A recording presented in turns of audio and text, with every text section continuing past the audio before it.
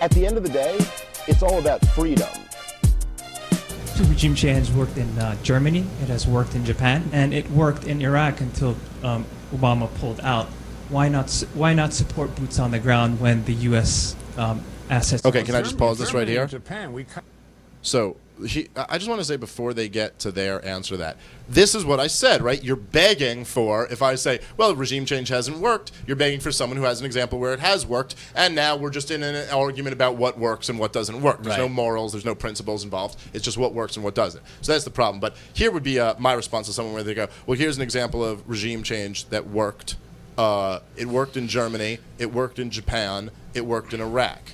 And they'll say, okay, let's break down that word worked. The three things that you just cited were massive human casualties of humanity. Yeah. These are the absolute Blunders. moral catastrophes. You're talking about in Japan, we nuked cities. The only time in human history that cities have ever been nuked. In Germany, we targeted citizens. Look, because of government intervention, okay, in World War I, imposing the Treaty of Versailles on Germany, it led to a horrible right-wing movement. Because of American intervention in World War I, at least partially because of American intervention, it led to a horrible revolution in Russia, where one of the most oppressive governments ever took up. We partnered up with Stalin, who was a far more murderous dictator than Hitler, and gave him half of Europe to have at after the war, after we dropped these nukes on Japan and then targeted citizens in Germany.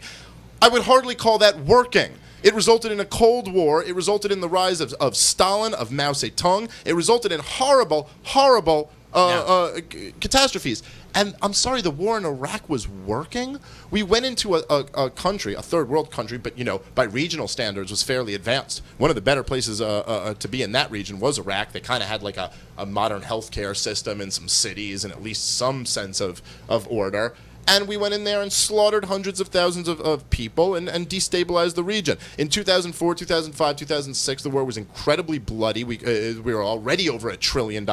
We were losing thousands of our own men. And yes, we sent in additional forces of much more people now coming home injured with PTSD, committing suicide. And yes, while we sent in those more forces, we, to some degree, got our boot on the throat of the insurgents. This is what, now I realize I wouldn't have this much time, but the boot on the throat of these insurgents, and we were holding it there.